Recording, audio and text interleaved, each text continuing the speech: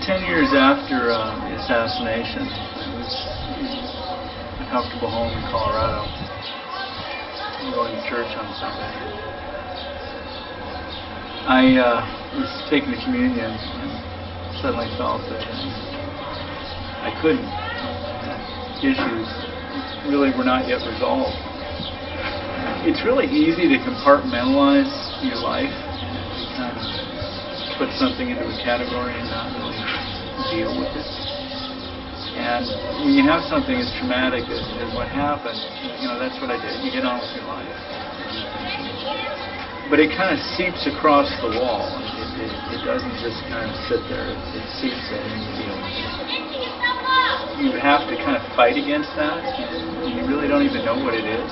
The issue wasn't so much an issue of forgiveness, but trying to determine some type of meaning behind what had happened.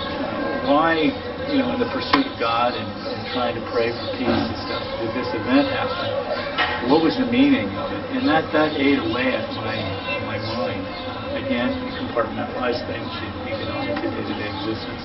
In 1996, I went to a religious conference for the celebration of the city of Jerusalem.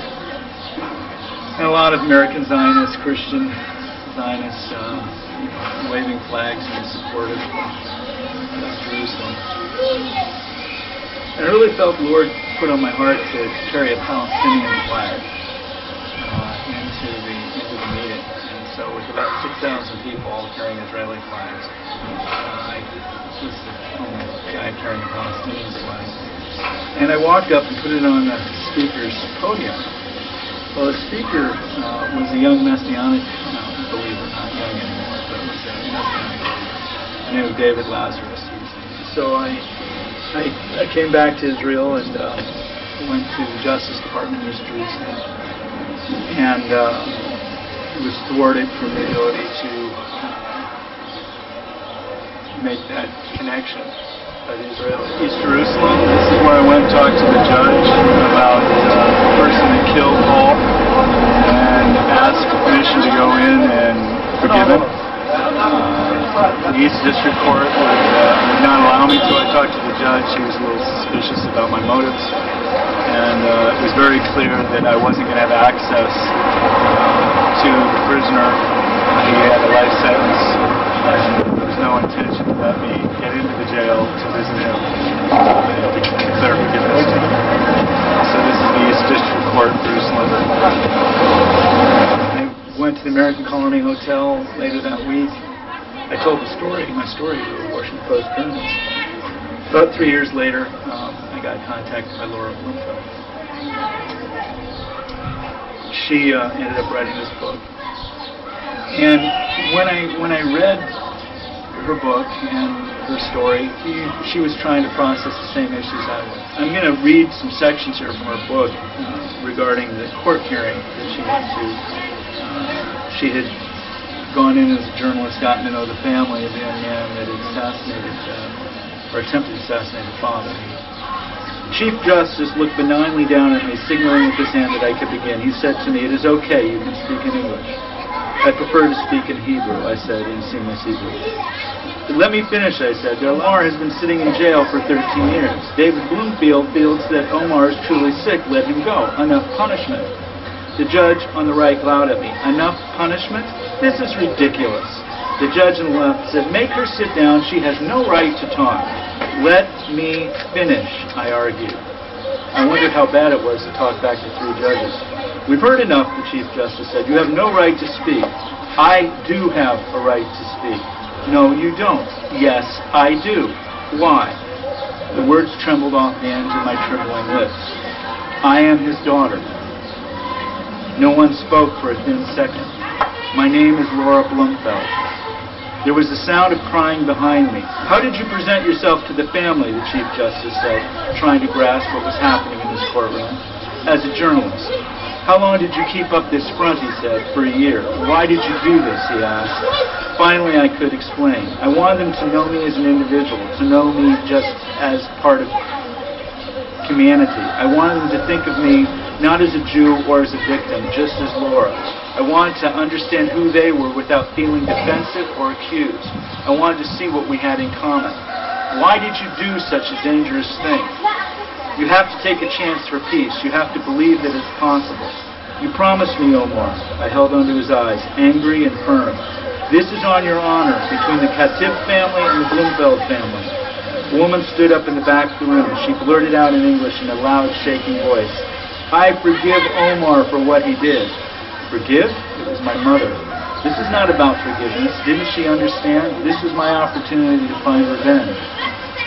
And if the Bloomfeld family can forgive Omar, my mother continued, then it is time for the state of Israel to forgive him. Laura ends the story of the book without a resolve on what happens to Omar's case. But she had interviewed us and heard our story, in the sense that not only had Paul's story been told around the world, and men such as Eli Wiesel and Clinton, Bibi Netanyahu, and others had heard Paul's story from the book, all of a sudden the sense of meaning had kind of, been resolved. And the final thing was the development of a relationship with the family, the shooter who killed Paul, to resolve the issue in the soul. So I talked to the story with the kind of local imam of the village here, Ibrahim Abahawa. He's known as the Hajj. He's been to Mecca. And he suggested that I might look at helping his nephew build a house. Israeli building permits are quite expensive, and difficult for an Arab family to save up that amount of cash. And so I proceeded to pay for the construction. They paid for the building permit, and I paid for the construction of the house, and then agreed to lease back the house in return for the money I advanced.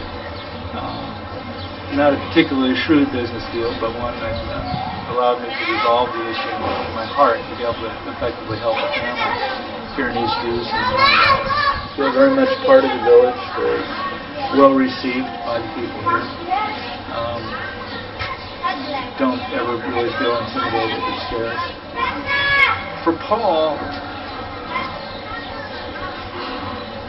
I think this is what he would have wanted. There are shadows in Jerusalem where the light of the gospel of Jesus Christ has not yet shined. In these shadows on the wall, we find violence and hatred, man's inhumanity to man, reflected against the light in the city of peace. For us who are called to the service of Christ, in this city is essential that we struggle to come out of the shadows and proclaim the light of the glorious gospel of Jesus Christ. Please feel free to visit our website, www.ariel.org, and journey with us as we cross the walls of the city of Jerusalem.